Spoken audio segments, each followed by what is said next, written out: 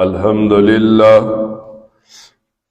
لله وكفى وسلام على عباده الذين اصطفى خصوصا على سيد الرسل وخاتم الأنبياء. أما بعد فأعوذ بالله من الشيطان الرجيم. بسم الله الرحمن الرحيم. قال الله تبارك وتعالى: يا أيها الذين آمنوا كتب عليكم الصيام كما كتب على الذين من قبلكم لعلكم تتقون. صدق الله مولانا العظيم. إن الله وملائكته يصلون على النبي يا أيها الذين آمنوا صلوا عليه وسلموا تسليما. اللهم صل على محمد وعلى آل محمد كما صليت على إبراهيم وعلى آل إبراهيم إنك حميد مجيد. اللهم بارك على محمد وعلى آل محمد كما باركت على إبراهيم وعلى آل إبراهيم إنك حميد مجيد. قرآن کریم کی ایک آیت مبارکہ تلاوت کی.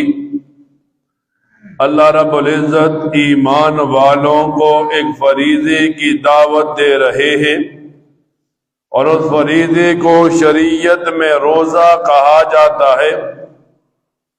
نبی کریم صلی اللہ علیہ وسلم فرماتے ہیں ہر چیز کی ایک زکوٰۃ ہوتی ہے، اور انسان کے جسم کی زکوٰۃ روزہ ہوتی ہے.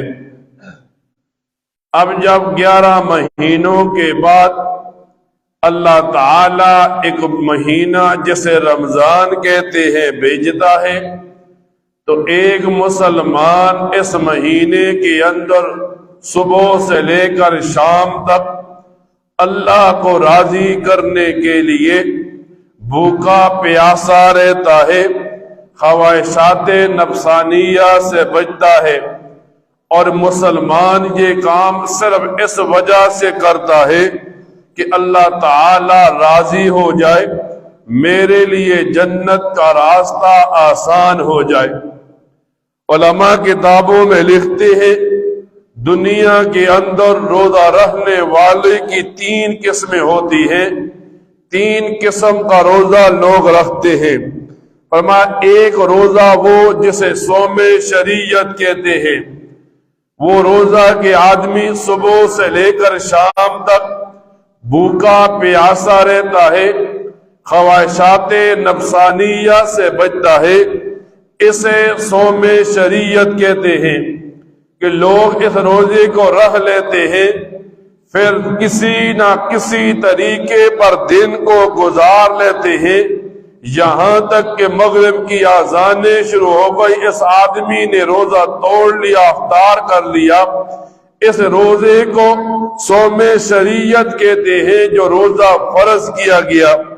لیکن فرمایا بعض لوگ صوم طریقت رکھتے ہیں، اور یہ صوم شریعت سے تھوڑا افضل ہو گیا کہ ایک آدمی روزہ بھی رکھتا ہے، ممنوعات سے اعتراض بھی کرتا ہے. جن چیزوں سے اللہ تعالیٰ نے روکا ان سے رک جاتا ہے، جن چیزوں کا اللہ تعالیٰ نے حکم دیا ان چیزوں پر چل پڑتا ہے. اور تیسرا جسے صوم حقیقت کہتے ہیں، اصل روزہ وہ ہوتا ہے کہ ایک آدمی روزہ بھی رکھتا ہے اور گناہوں سے اجتناب بھی کرتا ہے، اللہ کی یاد میں بھی لگ جاتا ہے. اب اس آدمی سے گناہ کی طرف اشارتاً بھی بات کی جائے تو یہ آدمی کہتا ہے میں روزے کی حالت میں ہوں. جب اس آدمی نے گناہوں کو چھوڑ دیا، جب اس آدمی نے نیکیوں کو اپنا لیا، جب اس آدمی نے رمضان کے مہینے کا اکرام کیا، اصل روزہ اسی کو کہتے ہیں جسے شریعت صوم حقیقت کا نام دیتی ہے۔ جب ایک مسلمان دنیا میں روزہ رکھتا ہے، روزہ رہنے کی وجہ سے مسلمان کو دنیاوی، روزہ رکھنے کی وجہ سے مسلمان کو اخروی کئی قسم کے فوائد حاصل ہوتے ہیں۔ اور جو مسلمان کو بتایا جاتا ہے، ایک مسلمان جب روزہ رکھتا ہے، اب بھوک کی وجہ سے معدے سے ایک بدبو اٹھتی ہے جو اس مسلمان کے منہ سے باہر آتی ہے۔ اب جب یہ بو باہر آئی تو اسے بتایا گیا مسلمان روزے دار کے منہ سے جو بو باہر آتی ہے، یہ بو اللہ تعالی کو مشک سے زیادہ پسند ہے۔ پھر فرمایا ایک مسلمان نے روزہ رکھا، دنیا میں انسان اور مخلوقات تو دور کی بات، فرمایا مسلمان کو بتایا گیا سمندر کی تہہ میں مچھلیاں بھی روزے دار کے لیے دعا کرتی ہیں۔ اب جب اس مسلمان نے روزہ رکھا، رمضان کا مہینہ شروع ہوا، تو یوں مسلمان کو بتایا جاتا ہے، تیسرا انعام مسلمان پر یہ کیا جاتا ہے، اس مسلمان کے لیے روزانہ جنت کو مزین اور تیار کیا جاتا ہے۔ اب یہ آدمی چند گھنٹوں کی بھوک پیاس گزار رہا ہے اور اس کے مقابلے میں اسے بتایا جا رہا ہے کہ آپ کے لیے جنت تیار ہے، جو آپ کا اصل ٹھکانہ اور مقام ہے۔ فرمایا پھر جب یہ روزے رمضان کا مہینہ آیا، ایک مسلمان نے روزہ رکھا، تو احادیث مبارکہ سے بتایا گیا رمضان کے مہینے میں شیاطین کو قید کر لیا جاتا ہے۔ اب ایک آدمی 11 مہینے عبادت کرنا چاہتا تھا، لیکن شیطان اسے عبادات سے دور رکھتا ہے۔ ایک آدمی گناہوں سے بچنا چاہتا تھا، لیکن شیطان اسے گناہوں پر آمادہ کر لیتا ہے۔ لیکن جیسے ہی رمضان کا مہینہ آیا، رمضان کے مہینے میں اس مسلمان کی نیکیاں بڑھتی چلی گئی، اسے نیکی کی زیادہ سے زیادہ توفیق ملتی چلی گئی، یہ مسلمان گناہوں سے بچتا چلا گیا۔ فرمایا پھر جب یہ مسلمان روزہ رکھتا ہے تو اللہ تعالی دن اور رات میں اس مسلمان کی دعاؤں کو قبول کرتے ہیں۔ جب یہ بات احادیث سے بیان ہوتی ہے، بعض لوگ سوال اٹھاتے ہیں، میں تو رمضان میں دعا کرتا ہوں، میری دعا کا جواب نہیں آتا، میری دعا قبول نہیں ہوتی۔ اب یہ اس آدمی کا ذہن ہے۔ اس کے مقابلے میں علماء کتابوں میں یوں لکھتے ہیں، قیامت کا دن ہوگا، ایک آدمی کے سامنے اس کی نیکیاں لائی جائیں گی، نیکیاں بہت زیادہ ہوں گی۔ اس آدمی کی ذہن میں یہ بات آئے گی کہ یہ نیکیاں کہاں سے مجھے ملی، تو اسے بتایا جائے گا دنیا میں جو تو دعا کرتا تھا اور دعا قبول نہیں ہوتی تھی، یہ ان نیکیوں، ان دعاؤں کے بدلے میں اللہ تعالیٰ نے نیکیاں عطا کر دی۔ تو فرمایا وہ بندہ وہاں کہے گا کہ کاش دنیا میں زیادہ دعائیں کرتا، اللہ کوئی بھی دعا قبول نہیں کرتا، اور آج اس کا بدلہ مجھے دیا جاتا۔ فرمایا جب مسلمان دنیا کے اندر آتا ہے، مسلمان کو بتایا جاتا ہے 3 آدمیوں کی دعا کبھی بھی رد نہیں ہوتی۔ ان 3 میں سے ایک وہ آدمی ہے جو روزے دار ہے۔ روزے دار کی دعا رد نہیں کی جاتی۔ جب بھی یہ روزہ رکھنے والا سحری کو دعا کرے، دن کو دعا کرے، مغرب کو دعا کرے، جس وقت بھی یہ دعا کرتا ہے، اللہ تعالیٰ اس کی دعا کو اپنے پاس محفوظ کر لیتے ہیں۔ فرمایا دوسرا وہ آدمی جو اسے امام عادل کہتے ہیں، نیک بادشاہ ہو، جب بھی وہ دعا کے لیے ہاتھ اٹھائے، اللہ تعالیٰ اس کی دعا کو رد نہیں کرتے۔ اور تیسرا فرمایا مظلوم کی دعا کو، جب مظلوم کسی کے لیے بد دعا کرتا ہے، اللہ تعالیٰ مظلوم کی بد دعا کو رد نہیں کرتے۔ اس کے ساتھ علماء لکھتے ہیں مسلمان کو بتانے کے لیے کہ والد کی دعا اپنی اولاد کے حق میں کبھی رد نہیں کی جاتی۔ فرمایا جب بھی والد اپنی اولاد کے لیے دعا کرتا ہے اللہ تعالیٰ ضرور اس والد کی دعا کو قبول فرماتے ہیں۔ اب مسلمان رمضان کا مہینہ پاتا ہے، رمضان کے دنوں میں روزہ رکھتا ہے، تو اس مسلمان کو بتایا جاتا ہے روزے میں 3 حالتیں پانی ہیں۔ روحی ہو، روحانیت کا روزہ ہو، یعنی دل کو وساوس سے اللہ کے ما سوا سے پاک کر دینا ہے۔ روح ایسی پاک ہو جائے جس کا تعلق اللہ تعالی کے ساتھ ہو جائے، اسے روحی کہتے ہیں۔ کہ مسلمان روزے دار کی ایک حالت یہ ہو اس کی روحانیت پاک ہو جائے، اس کا تعلق رمضان میں اللہ کے ساتھ جڑ جائے۔ جب اس کی روحانیت پاک ہو گئی مسلمان کو بتایا گیا۔ دوسرا عقلی طور پر اس کی عقل پاک ہو، بےہودہ قسم کی باتیں اس کے ذہن میں نہ آئے، کسی گناہ کے بارے میں اس مسلمان کا ذہن نہ سوچے، کسی برائی کے بارے میں اس کے ذہن میں کوئی کھٹکا نہ آئے، اس مسلمان روزے دار کی عقل پاک ہو گئی۔ فرمایا تیسرا نفسی کہ انسان بھوک پیاس کی حالت میں رہے، اپنی خواہشات سے بچے۔ جب ایک مسلمان روزے کی یہ 3 حالتیں پا رہتا ہے، روحانیت کو پاک کر لیتا ہے، عقل کو پاک کر لیتا ہے، جسم کو روک لیتا ہے، پاک کر لیتا ہے، فرمایا اس مسلمان کا روزہ اللہ کے ہاں فضیلتوں والا ہو جاتا ہے۔ فرمایا جب ایک مسلمان روزہ رکھتا ہے، اب روزہ رکھنے کے روزے کے 2 درجے مسلمان کے سامنے رکھ دیے، ایک عوام کا روزہ، ایک خواص کا روزہ۔ عوام کا روزہ کسے کہتے ہیں؟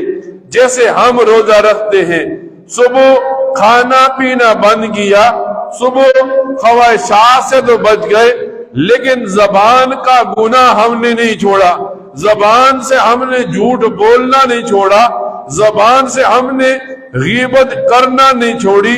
جب زبان کی باری آئی اب ایک مسلمان کو بتایا جاتا ہے مسلمان کے ہر عضو کا روزہ ہو، اسے خواص کا روزہ رکھتے کہتے ہیں۔ اور جیسے ہم رہ لیا اب زبان سے گناہ بھی کر رہے ہیں، اسی زبان سے تسبیحات بھی پڑھ رہے ہیں، روزہ بھی ہے اور روزے کی حالت میں غیبت بھی کر رہے ہیں۔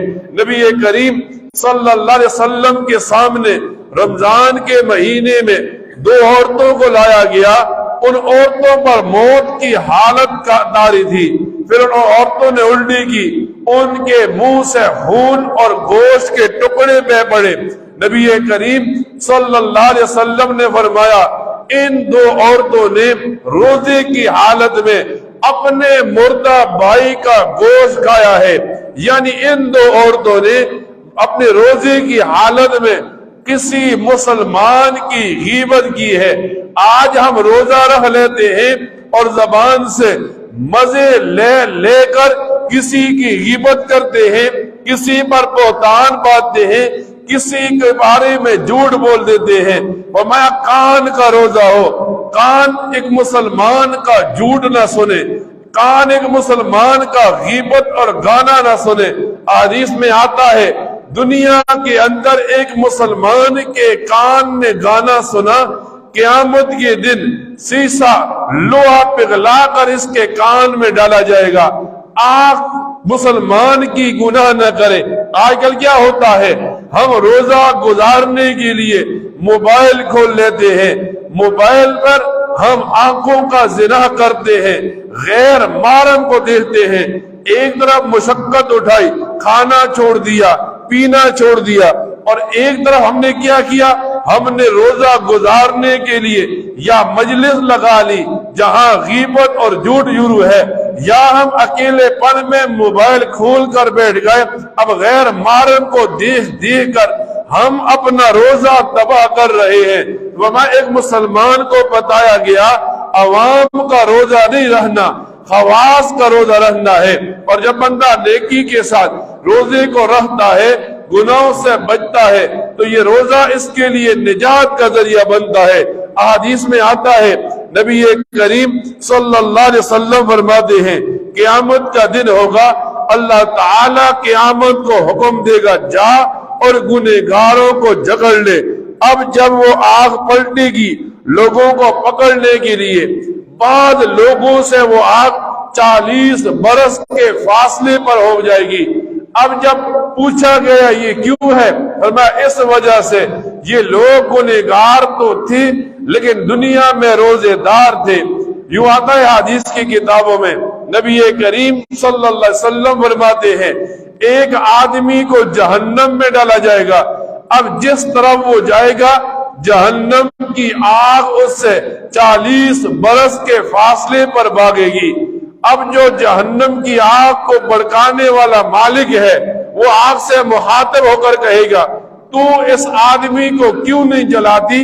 تو آگ کہے گی اس انسان کے منہ سے روزے کی بو آتی ہے۔ اب ایک مسلمان سنے، ایک مسلمان سوچے، اپنے دل و دماغ میں بات کو بٹھائے، یہ تھوڑی سی مشقت اٹھانی ہے، اور اس تھوڑی سی مشقت اٹھانے کے بعد کیا ہوگا؟ اللہ تعالیٰ انعامات کی بارش کریں گے۔ یوں آتا ہے حدیث کی کتابوں میں نبی کریم صلی اللہ علیہ وسلم فرماتے ہیں ایک مسلمان روزہ رکھتا ہے، ایک مسلمان رمضان کا مہینہ پاتا ہے اور رمضان کے مہینے کے اندر وہ روزہ رکھتا ہے یا غیر روزے کے ساتھ ہے، موت آ جاتی ہے۔ اب اس انسان کی خوش نصیبی تھی، اسے رمضان کا مہینہ موت کے لیے ملا، اب اس آدمی پر عذاب قبر مسلط نہیں کیا جائے گا۔ اللہ تعالیٰ نے جب مسلمان کو رمضان دیا تو رمضان نیکیاں کرنے کے لیے دیا۔ اب ہم کیا کریں؟ رمضان کے مہینے میں قرآن کریم کو کھول کر بیٹھ جائیں، ایک ایک لفظ کو پڑھیں، ایک لفظ پر 10 سے 7 تک 70 سے 700 تک کا بدلہ ملتا ہے۔ رمضان کا مہینہ ملا، اب رمضان کے مہینے میں ہم تہجد پڑھنے کی کوشش کریں، زیادہ سے زیادہ 8 رکعت پڑھ لیں۔ اگر اتنی ہمت نہ لگے 2 رکعت تہجد کی نیت آذان سے پہلے ہم شروع کر دیں، یہ رمضان کا تہجد ہمیں پورے سال کے لیے ایک قسم کا تخمینہ اور ابتدائیہ مل جائے گا۔ اللہ تعالی جس بندے سے راضی ہوتا ہے اسے عبادات کی توفیق دیتا ہے، اور رمضان کا مہینہ جیسے ہم گزاریں گے اللہ بقیہ 11 مہینے بھی ہمیں ویسے زندگی گزارنے کی توفیق دے گا۔ اب تو رمضان کا روزہ آسان ہے، رات کی تراویح آسان ہے، سحری کے وقت اٹھنا آسان ہے۔ جب یہ ساری آسانیاں آج ایک مسلمان کو مل گئی تو مسلمان کو دعوت دی جا رہی ہے جتنی زیادہ نیکیاں کرے گا، ایک فرض پڑے گا، ایک فرض 40 سے 70 تک لے جائے گا، ایک نفل پڑے گا، ایک فرض کے برابر ثواب ملے گا۔ اب جب ہم نیکیاں زیادہ کریں گے اللہ تعالی اس رمضان کی برکت کی وجہ سے ہماری دنیا کی مشکلات کو بھی حل فرمائیں گے، ہماری قبر اور آخرت کی مشکلات کو بھی حل فرمائیں گے۔ دنیا میں بھی آسانی سے کٹ جائے گی، جب ہم قبر میں پہنچیں گے جہاں کوئی چیز کام نہیں آئے گی، وہاں اللہ ان اعمال کی برکت کی وجہ سے قبر کو روشن کر دیں گے۔ جب ہم قیامت کے دن کھڑے ہوں گے اللہ تعالیٰ قیامت کے دن ان نیک اعمال کی وجہ سے ہمیں انعامات کا راستہ جسے جنت کہتے ہیں اس راستے پر لگا دیں گے۔ اللہ تعالیٰ سے دعا کیا کرے اللہ تعالیٰ ان باتوں کو سننے کے بعد ان پر عمل کرنے کی توفیق عطا فرمائے۔ وآخر دعوانا الحمدللہ رب العالمین۔